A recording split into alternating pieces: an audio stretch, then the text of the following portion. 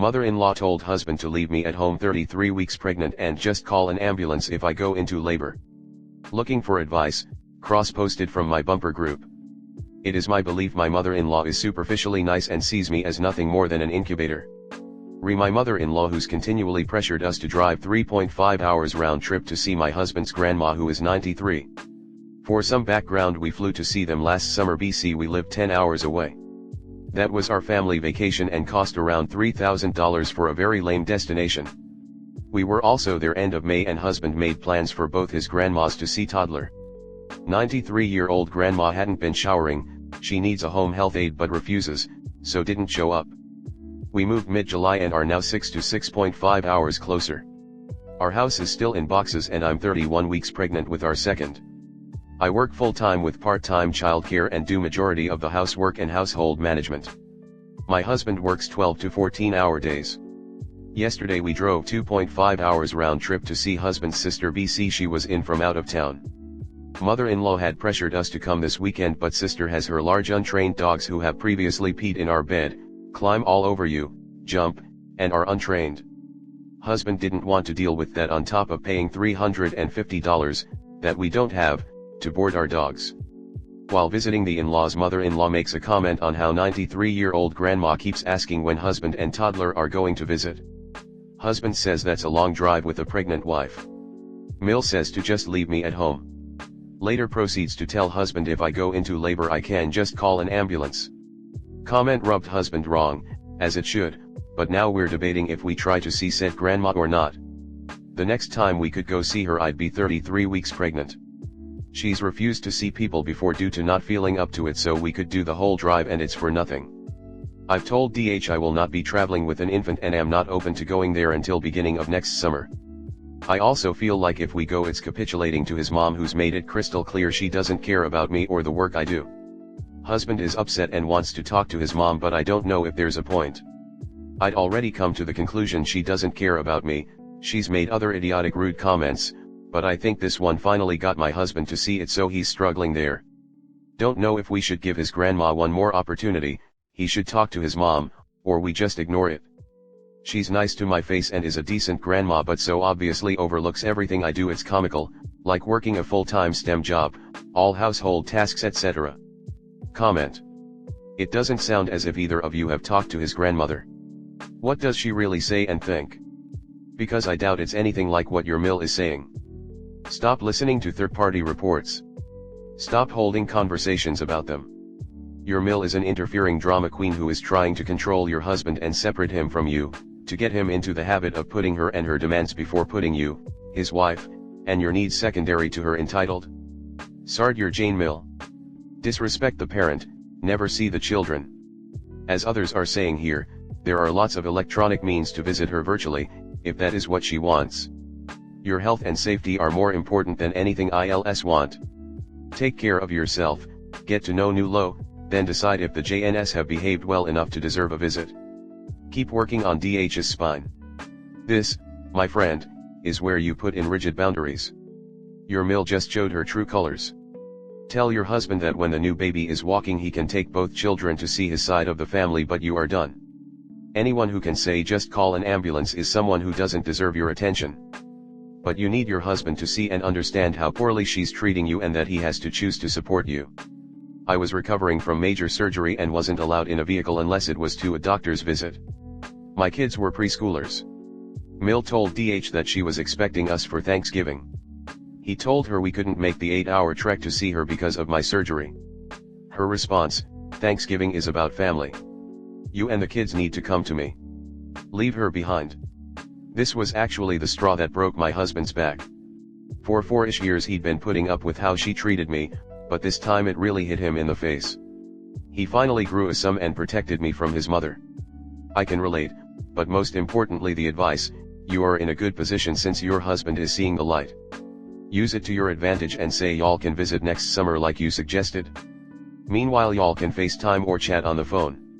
I'm glad your husband respects you. Mill is definitely inconsiderate and rude.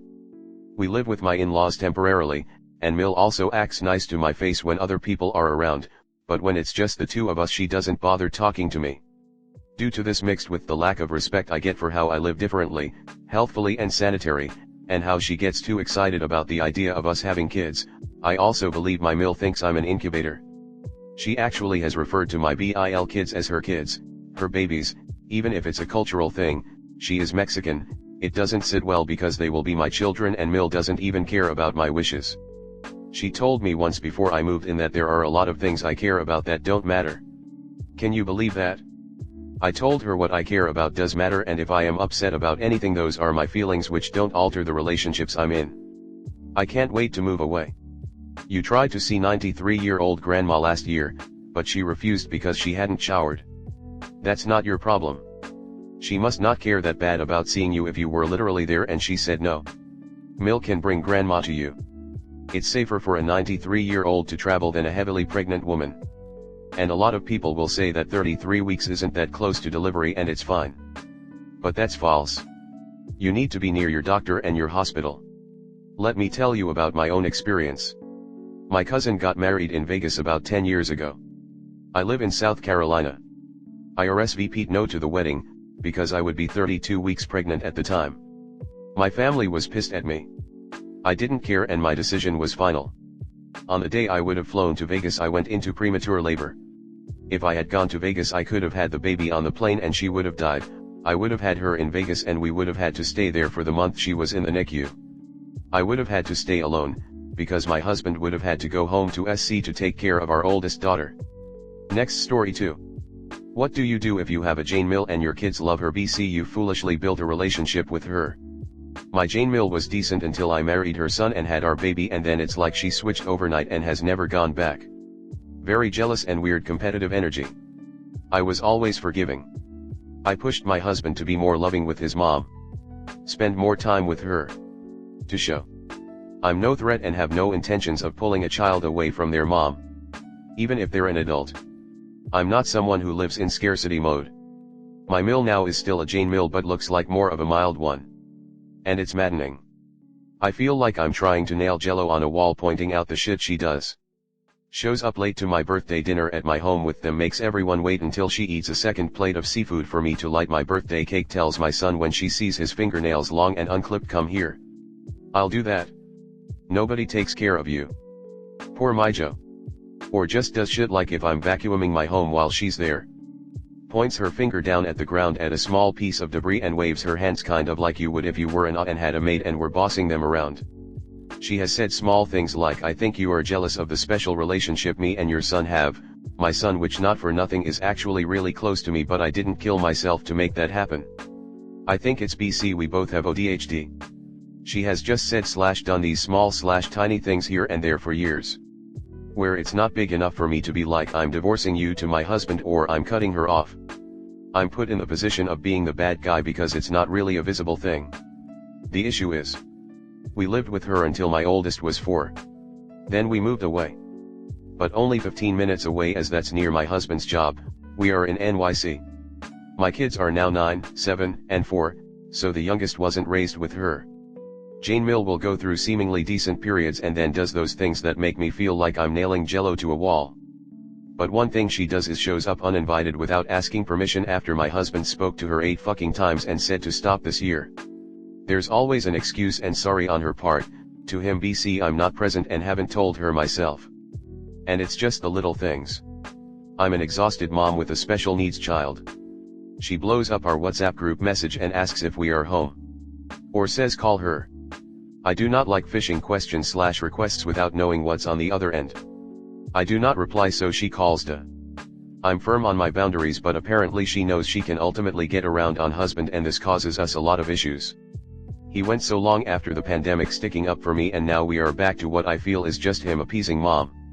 He talks to her about the issue, but the issue I'm finding is he is doing a lot of coddling of her feelings, and it doesn't feel like we are united, but rather he's going to soften the blow and, without necessarily coming out and saying anything, putting the onus on me.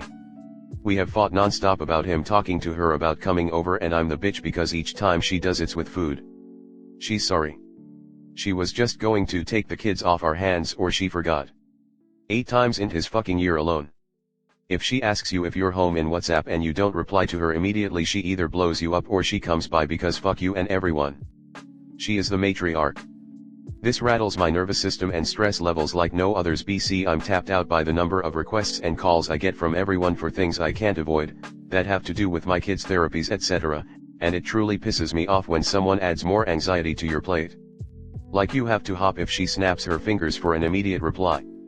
Then there's the other small shit that I feel like I can't point out without looking like I'm crazy and making the big deal, but I'm so sick of seeing this lady and hearing from her, and anytime we accept anything/help, which I barely get any of, it's me doing 98% plus of this shit, juggling the kids.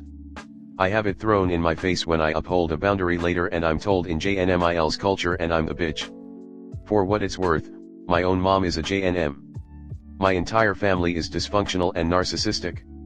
The issue is, as my husband likes to throw in my face, his parents do things for us, mainly him and my kids. His mom is not crazy about me and I know it.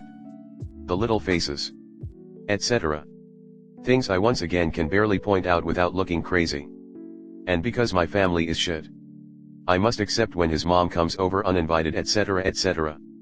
The issue is, my kids love their grandparents. I don't mind my husband's family mostly. It's the JNMIL who is a real thorn, and absolutely 90% of the reason we've been in counseling for 7 years on/off, and the reason twice I was ready to divorce him. It's like he's dense or doesn't see it. He thinks he's saying the right things, but it annoys me. He doesn't seem annoyed with mom, but there's this slight energy he's more annoyed with me for not accepting it and not understanding the shit she does is just cultural. I don't know what to do in terms of our kids. We don't have much family and I don't want to take that away from them, but I can't stand this woman and regret sharing my children with her so much and fostering this relationship and doing so many family events. There's no awkward way of just avoiding doing family events because your mom pointed her finger in a pompous way at the floor and told me to vacuum a crumb I missed, or your mom keeps coming over univated when I tell her not to.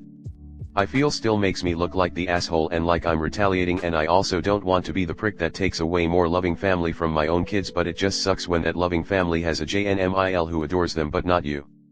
Her love skips over to them. I don't know how to navigate this, and now they have a bond with her, and I'm not looking to destroy that.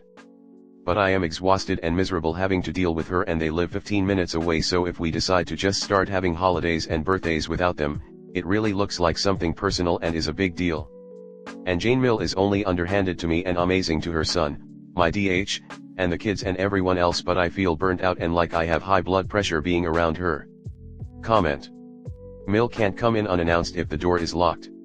Somewhat of husband gets mad. You've been over this with him before. Protect your peace. Your home is your safe place. Do not let her invade it uninvited.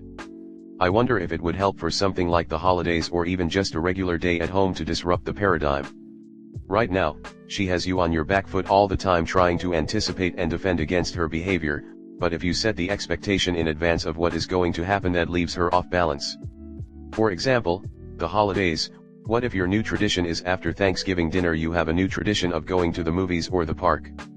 Christmas tradition now includes driving around to look at the lights, if you have a car, or a Santa crawl where you walk around the neighborhood and count how many Santas you see. Or you invite over some friends after they see their family or who are alone for the holidays, even if she is there. Right now the problem is she is centered. Your husband is centering her comfort, and she is the center of interactions for the family, it sounds like. If you were able to shift things so that changes a little, even just mentally, even with her still around, it might not be so bad. Think about how much happier you would be doing an activity you planned with the kids, or even at home if she is there, if also someone is around, so it isn't just grandma visiting for the grandma show. She is a shitty person and her behavior to you is intentional. It gives her a feeling of power. I think taking your power back will help it bother you less. I think it's time to have a very honest discussion with your husband. Whether in a therapist's office or alone. Tell him the house you live in is your home, and it's supposed to be a safe place. The fact his mother feels comfortable coming over whenever she likes, and then shoots her little microaggressions at you is not okay. You are exhausted by life right now, including a child who needs extra attention, as well as cooking and cleaning with 3 kids.